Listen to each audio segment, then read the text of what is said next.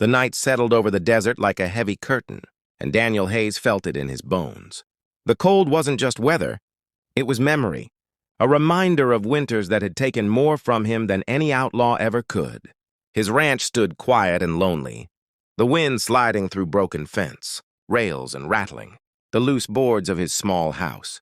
He sat by the fire, holding the only blanket he owned, a worn thing patched and frayed, but still precious because it meant warmth and survival.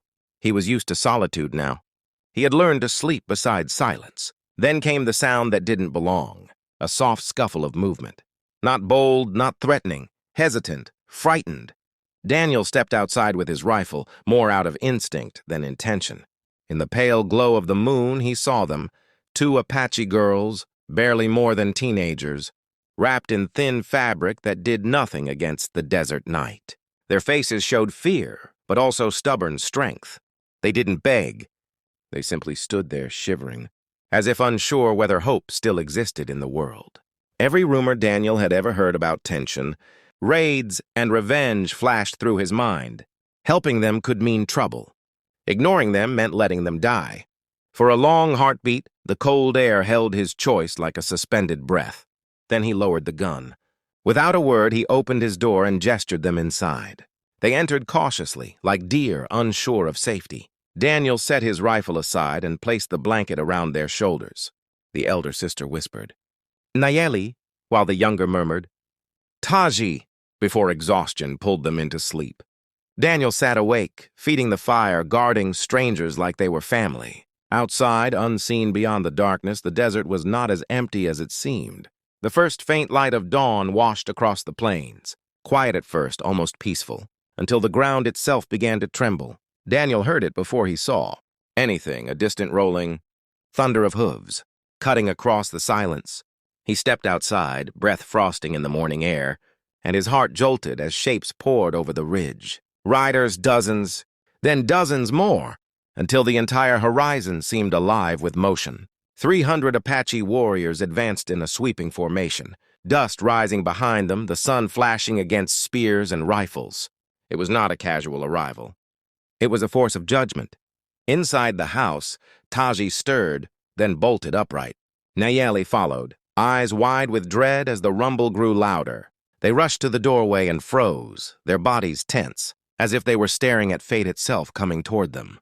Daniel didn't have time to comfort them. He didn't even know if comfort existed anymore. All he could do was stand straight, alone on his porch, while the world closed in.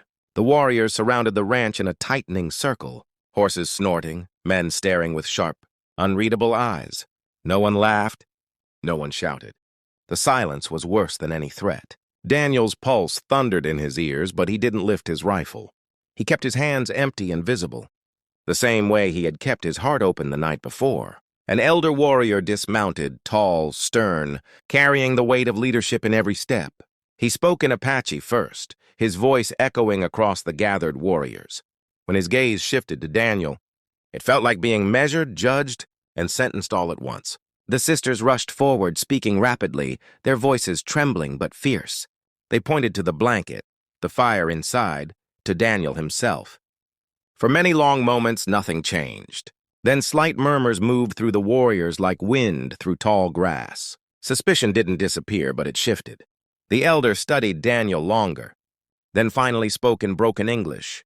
His tone neither friendly nor hostile, simply honest. Daniel answered without excuses or dramatics. Just truth. He didn't help them to earn gratitude. He helped because leaving them in the cold would have been unforgivable. That answer hung between them, fragile but powerful. And slowly, imperceptibly at first, danger loosened its grip as 300 warriors weighed honor against war. The day that should have ended in blood instead unfolded in uneasy stillness. And from that stillness, something unexpected began to grow. After the warriors lowered their weapons, conversation took the place of fear. The elders spoke among themselves, voices low and serious, glancing often at the two sisters, who stood close to Daniel as if the simple warmth of his fire still protected them. Little by little, truth surfaced. Nayeli explained how they had become separated during a scouting ride, how the cold night nearly claimed them, how every breath felt thinner until they saw the faint glow from Daniel's home. She spoke of the door opening when it could have stayed shut, of the blanket laid over their shoulders when he had none to spare, and how he sat awake to guard their sleep. The warriors listened, and what they heard was not weakness, but honor. The elder returned to Daniel, his stern features softened only by respect. "Winter shows who a man truly is," he said, and though the words were few, they carried the weight of a verdict. Instead of punishment, the tribe offered something no settler had ever been given lightly: protection.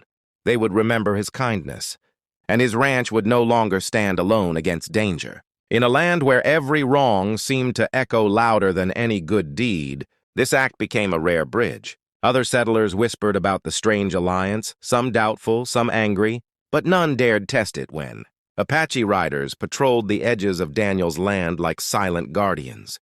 The ranch itself began to change. Where loneliness once lived, life began to return. Sometimes children laughed near the well.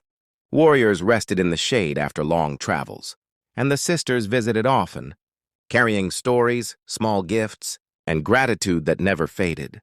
Daniel, who once spoke mostly to the wind, now spoke to friends he never expected to have. Trust did not erase the scars of history, but it stitched something fragile and real across them. Every winter after that, when the cold crept across the plains, Daniel always kept extra blankets near the fire, not because he expected anything in return, but because he knew too well how far a single act of kindness could travel. The seasons turned, and time tested whether the fragile peace, born that morning, could truly survive the world around it. Months after the warriors first arrived, Daniel's ranch no longer felt like an isolated dot on a hostile map. It had become a meeting place, a quiet middle ground between two worlds that seldom trusted each other. The sisters often visited, each time greeting Daniel with a warmth that carried gratitude deeper than words.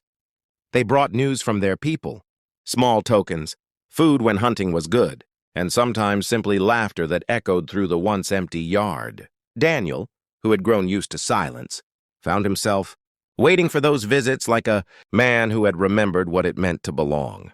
Yet peace is never unchallenged. Word of the alliance traveled farther than the desert wind, reaching men who did not believe in coexistence. Some settlers saw Daniel as a traitor, a fool who trusted the enemy. Soldiers passing through eyed the ranch with suspicion. Meanwhile, among the Apache, not everyone agreed either. Some feared that kindness toward a settler would make them appear weak, that compassion could be used against them. The elder who had first spoken to Daniel knew this well. He visited one evening, not as a leader commanding warriors, but as a man speaking plainly. He warned Daniel that friendship required courage from both sides, and courage always draws shadows. One late autumn night, those shadows arrived. A small band of reckless settlers, angry at rumors of Apache strength, crept toward Daniel's land with the foolish idea of provoking war. They didn't care about truth. They wanted sparks. Daniel heard them before he saw them, men whispering hatred like drunken prophecy. Before he could step outside, horses thundered once again, but this time, the sound did not bring fear. Apache riders emerged from the darkness not as invaders, but as shields. Torches fell. Guns wavered.